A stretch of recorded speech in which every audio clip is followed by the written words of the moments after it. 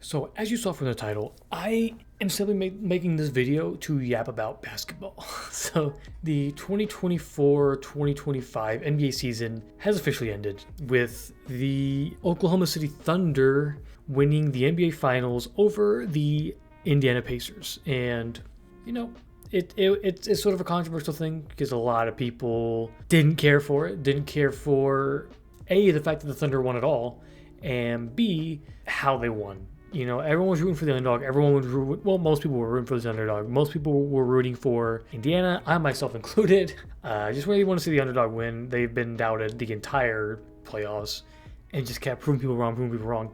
So to see sort of a David and Goliath story would have been phenomenal. But unfortunately, that's not what happened. Blame injury, blame whatever. Fact of the matter is, they didn't win. It pains me to say it. Congratulations to the Oklahoma City Thunder on your first title. As much as I wish they didn't win, I will say it's cool to see simply because of how this team was formed. Mostly through the draft, but through trades that no one really expected. The big thing being the big Paul George trade where the Thunder sent Paul George to the Clippers for Shai Gilgeous-Alexander, who was, I think, a rookie, maybe a sophomore at the time. And then a bunch of draft picks, which they flipped and turned into the team they have now. And it's cool because also they're a young team.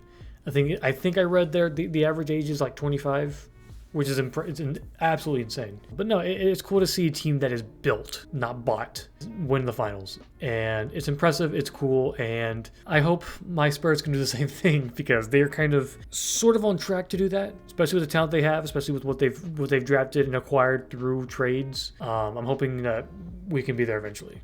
Win our sixth. The NBA draft just happened. I'm recording this video the night of the draft. Cooper Flag, of course, went first, obviously, to the Dallas Mavericks.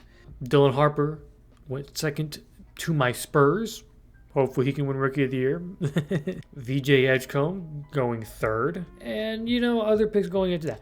I'm not gonna say that like it's a bad draft. It's not. It's a deep draft. It's a really good draft. Sort of a step up from last year. But I just don't remember all of them right now. And I don't care. All I care about is who my team drafted, which was Dylan Harper and Carter Bryant, which is honestly a goated haul. And we also traded our second round pick to the Pacers for cash and another second round pick another year. So I'm loving how the Spurs are looking. Abundance of guards for sure, but I think they will work this out. Brian Wright seems to know what he's doing. Of course, Cooper Flag being a big deal, being a big name, big prospect. We'll see how he pans out in Dallas. I was hoping for the Spurs to get the first pick, but it is what it is. We got Wemby, we got Stephon Castle. I can't complain too much. And now we have Dylan Harper, so, I can't complain too much. Speaking of trades, the biggest story to come out of this past season, the Dallas Mavericks trading Luka Doncic to the Lakers for Anthony Davis, Max Christie, and a first-round pick. I mean, it goes down as like one of the worst trades of all time. Obviously not one that anyone's talking about anymore, simply because it happened. Everything that could have been said has been said. So you would just be beating a dead horse by this point, because this happened back in, was it February? I think. I don't know. It was a good few months ago. Nico Harrison being the stupidest person in the world, which is kind of crazy because they ended up with the first pick in the draft, which everyone is pointing to. Hey, maybe this draft is kind of rigged. You give up a top 5 player in the league for injury-prone Anthony Davis, and you're rewarded with the first pick in the draft. Great. But what happened. I actually had to. So I was playing Minecraft when it all went down. Right, playing Minecraft with a friend of mine. It's like midnight where I am. Right, I'm on the East Coast right now. Currently, I'm on the East Coast. It's like midnight for me. I look at my phone because my phone goes off. I'm like, what is this? Took me by surprise like a thief in the night. Good Lord. The Dallas Mavericks trade Luka Doncic to the Lakers for Anthony Davis. What? Yeah, I was absolutely flabbergasted. I legit had to tell my boys, like, dude, I gotta get off. I have to get off Minecraft, which nothing has ever made me think like this. It's a weird thing to say. I had to get off of Minecraft just to gather my thoughts and just to really think about this trade. No one took Nico Harrison seriously after this point. And I don't think anyone in Dallas, any players in Dallas, can really feel safe. That sounds weird. Feel safe in their job security, just because it's just how bizarre this trade is. Like, I had to think, because I'm like, there's no way anyone just makes, like, someone genuinely makes this trade. Someone from Dallas makes this trade. But no, a really just insane trade that nobody saw coming.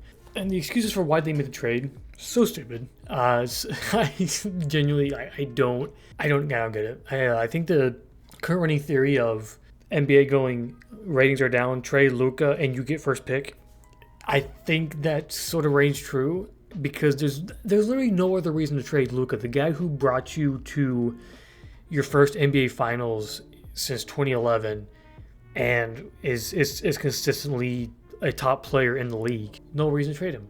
That was your future. He wanted to be there. It's not like he was like, well, wait this out, and once I'm a free agent. No. He wanted to be there. He wanted to be there for life. He's talked about that. Like, you can tell just by the way everything went down, and he was hurt by it severely. But yeah, bad trade, stupid trade. Because you traded a bucket for glass, essentially. And the fact that you only got one first-round pick out of him. Another trade, maybe like there were some smaller trades here and there. But another big trade. That's right, baby. I'm talking about De'Aaron Fox to the Spurs. Yeah, so it was reported that De'Aaron Fox's agent had informed the Sacramento Kings that he had no intent on re-signing with them after his contract was up, and he sort of subtly hinted to, you might want to trade him now, get something good out of him, and so they were exploring that, and De'Aaron Fox's supposed only place he wanted to go, only destination choice, was San Antonio. And so what do the Spurs do? They traded for him. Now, what big trade did they make to get him? Did they trade anyone in their core? Did they trade their rookie point guard Stephon Castle? Did they trade Keldon Johnson, Jeremy Sohan, Devin Vassell? Like, what did the Spurs lose? Not a gosh darn thing. Really, like, the Spurs didn't really lose much in the trade. Like, I think the biggest loss we took was losing Trey Jones, a fan favorite for sure. And maybe some draft picks that, maybe worth something. I don't know. But really, we didn't really lose much. Oh, we lost Zach Collins. The guy that everyone wanted gone anyways because he was not good. Yeah, they went to the Kings. Spurs lost some draft picks. I think maybe Chicago lost draft picks. Maybe Kings. I don't know. Draft picks were given out. Bulls got their draft pick back from us that we got in I believe it was the DeMar DeRozan trade. Basically, Bulls got a bunch of draft picks and just not the best players. So, cool, they got draft capital. We gave draft capital, which is great. And it really, to me, it really begs the question of what are teams doing? Some teams. Like, I look at the Portland Trailblazers, I look at the Chicago Bulls, I look at the Sacramento Kings. What are they doing? Like, what is the end goal here? And those are the only teams, because it's like, you're clearly not in win now mode, but you're also not in, it doesn't seem like you're rebuilding. Because, right, you look at the Kings, right? They had a future. They had Tyrese Halliburton. They had De'Aaron Fox. They made the mistake of drafting Marvin Bagley III over Luka Doncic, because why not? I mean, they have Keegan Murray, who's a solid player. They traded Halliburton for Domantas Sabonis, who is a great player, an all-star for their team. But didn't they just trade a bunch of their stuff, a bunch of their players or stars away? I mean, they got DeMar DeRozan, who is a vet, an older guy, not really someone you'd want to use in a rebuild. They traded De'Aaron Fox, essentially trading De'Aaron Fox for Zach LaVine, which Zach LaVine, while a good player, isn't someone who should be your star. Isn't like someone to build around. I think he's a good teammate for sure. A good player, but not a star player, and that has been proven time and time again. Wizards also, what are they doing? The freaking the Wizards have traded a bunch of their young players for a bunch of old guys. Yes, these are not bad players, but you're definitely not win. You're neither in win now mode nor are you in rebuild mode. It seems. Just a lot of questions to be had about some teams. Teams in their futures. Some teams that I think are going to do well. Obviously, the Thunder are going to do extremely well. I think the Pacers will try to bring back the team that they had this past season because they made a championship run. I think they can keep that momentum. If the Timberwolves can figure out how to get past the Thunder, I think they can do well. But they decided to trade Karl Anthony Towns, which was a stupid thing to do. They decided to trade Cat for freaking Julius Randle, which is not a trade I would ever make. Say what you want about Karl Anthony Towns. Never in a million years would I ever think to trade prime Cat. Yes, he's still prime Cat for Julius Randle in any form of Julius Randle. Sorry, back on track. I think Orlando Magic is a sleeper team. Maybe they're not a sleeper team. Maybe they're expected to do well. I don't know. I think the Magic are gonna do well. They've got a lot of young talent, and they keep drafting more young talent. Most of their team, once again, built from the ground up. They drafted him. Jalen Suggs. I wish I could say Cole Anthony, but he was just traded. But Jalen Suggs, Paolo Banchero, Franz Wagner, Anthony Black, just to name a few. I think they got a pretty bright future. I'm not even an Orlando Magic fan. I live in Orlando, but I'm not a Magic fan. And obviously, I think the Spurs have a bright future. I think a lot of people think the Spurs have a bright future. They did much better. I will say, as far as the Spurs go, they did much better this season than they had the past two. Definite improvement. I think they were on track to make playoffs, either that or the play-in, which is still a massive improvement. But Wemby, our main two guys, Wemby and De'Aaron Fox, got hurt. So, unfortunate as it is, it's just the way the game is played. It's just the way it goes. Hopefully next season will be better, especially with some of the young talent we drafted. So a couple more trades I want to talk about in the regular or in the off season, not in the regular season. It's mainly just one. Kevin Durant has been traded to the Houston Rockets for Jalen Green, Dylan Brooks, and I think a first round pick and a bunch of second round picks. This was a wild trade because KD wanted to go to San Antonio. That was like his main destination. But because, Phoenix was being super greedy and were like, give us your entire future, Spurs were like, nah, we're good with what we got. You can keep your dang near 40-year-old star, which I'm cool with it. I would have been okay with KD just for the veteran presence, and I'm sure he would have done well for scoring.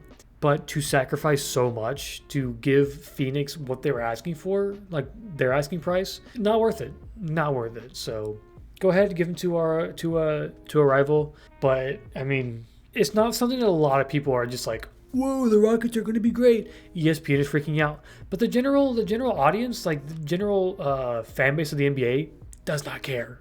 They're just like, okay, cool. He's going to be hurt half the time, and if you make the playoffs, you make the playoffs, whatever. So definitely does not seem like a threat to a lot of people, but we'll see how that goes.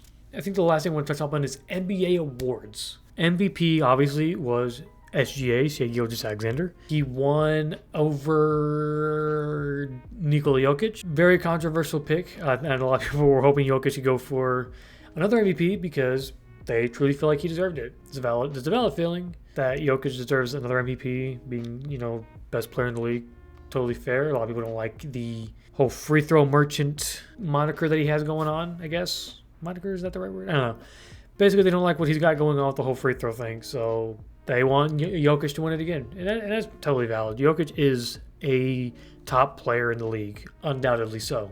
But he won MVP. I believe, was it Evan Mobley won Defensive Player of the Year. I'm going to be honest, I'm going off the top of my head here. So if I mess up, it'll just be in the edit. Coach of the Year went to the Cavs coach. Can't remember his name, but it is right here. So Cavs coach, which is totally deserved. Cavs had a phenomenal regular season. Most improved player, Dyson Daniels. And then Sixth Man of the Year went to Peyton Pritchard, deserved. And Rookie of the Year, Stephon Castle, baby. My Rookie of the Year. Let's go. Yeah, 100% deserved. I mean, maybe I'm biased, but dude was phenomenal. Phenomenal two-way player. No, I don't think anyone really expected him to be as good as he was. Obviously, he was supposed to be good. But Rookie of the Year, who expected that one? I did technically call it early, but I'm also very biased. So, but yeah, no. Steph is a phenomenal player. Just watching him play, I know a lot of people were hoping for Rishache. Mostly because he had a good end of the year, but Steph was consistently good all year. So he won Rookie of the Year, deservedly so. Back-to-back Rookies of the Year for the Spurs. Wemby, I wish he didn't get hurt because he was like, he had Defensive Player of the Year on lock, right? He had it on lock, but because he didn't meet the required 65 games due to injury, unfortunately and sadly, he did not get the award. But he should have gotten it. He also was not eligible for the All Defensive Team, which he would have for sure gotten as well. But next season, hopefully he's got it. He's got it down. Yeah, we'll see. But yeah, no, that's just me yapping about basketball. It was a crazy season. It was a good season though. I mean, just the way the playoffs went, the way the finals went, although it wasn't ideal, the winner, it was good. It was the matchup people wanted. Not there was a lot of people wanted. Yeah, crazy trades, big things happening. Spurs clearly care about Wemby and really don't want to mess this up. And I'm with them on it, you know? Like he is generational talent that you don't want to fumble. So you got to make him happy and put pieces around him that will not only make him better but make the team overall better. Wemby wants to win. But he also understands the situation at hand. He understands that Rome wasn't built in a day. It takes time to rebuild, get the assets you need, and he's patient with it. More power to him. I'm just hoping that the Spurs can deliver, and if not, I'm going to be really freaking upset because we've sacrificed a lot to get to this point, and I look forward to this future. I think the future is bright for the Spurs. I've been here when they were winning. I've been here when they were losing, and I will be here until I'm not here anymore. So here's, kudos to this past NBA season. Here's to a new one, new beginnings, fresh beginnings, roster changes, stuff like that.